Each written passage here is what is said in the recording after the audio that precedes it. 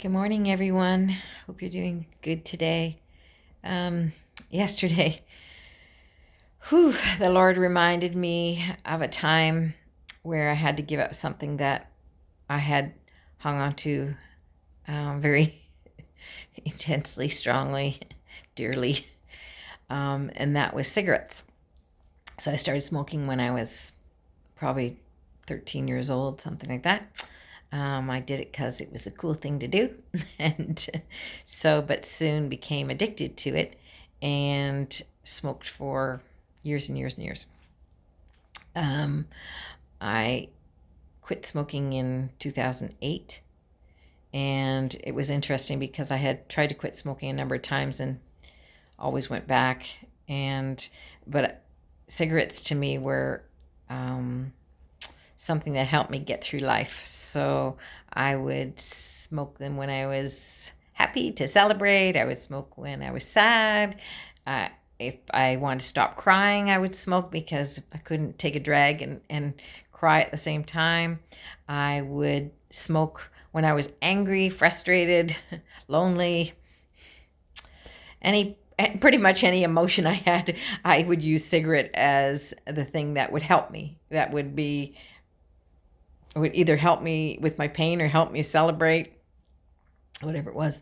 And I never had a time where I couldn't have a cigarette. I never was too sick to not have a cigarette, to not being able to smoke, until one time in 2008. I don't know what it was, some kind of virus, and I was nauseated. But every time I tried to take a drag off my cigarette, I would want to throw up.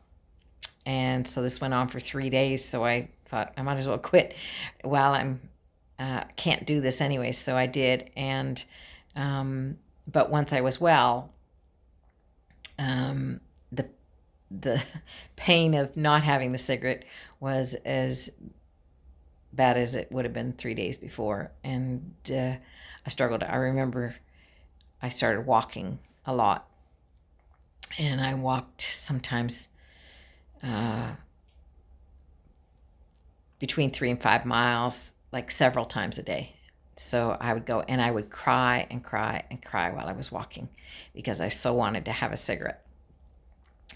And I remember one day the Lord telling me that, and I want to tell you this, when God tells me things, it's never Him beating me up. It's always Him coming in a way to let me know that He wants better for my life. And so He tells me the truth. He never lies to me.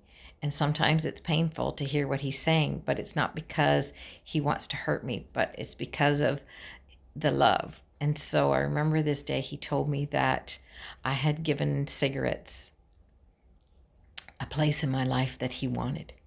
So basically, I was going to cigarettes to celebrate, to deal with things, to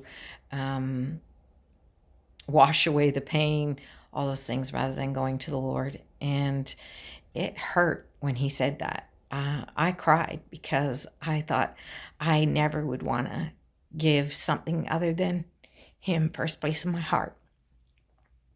And so I wrote a story one time about it, and I have it somewhere, but it was really about saying goodbye to a friend, and the friend ended up being the cigarettes. But that I saw this friend, what supposedly was a friend to me, ended up not caring about me at all, and was actually out for my destruction. And so once I realized that, once I had that revelation from the Lord that I was giving cigarettes a place that He wanted. So He wanted to come into that place where I was dealing with loneliness or sadness or anger or frustration or hurt, or even joy and peace. He wanted to be in the middle of that and to walk with me, whether into the victory or out of defeat. And once I was able to do that, it was interesting how, even though there was still that longing to have a cigarette, and probably for a good year or more that I wanted to still have a cigarette, but that I would each time remember him saying that he wanted that place, and that so I would go to him in that place and I would talk to him about the pain. So today I just want to, and this isn't about cigarettes. It could be for you, but this really is about, is there something in your life, is something, or even maybe someone that you've given the place to fill up those places, or you've asked someone to be the person to fill up those places where it's really supposed to be the Lord. And I guarantee you that if you ask him the question, he's going to tell you, and also that he would help you walk into what he wants for your life, and it's his best.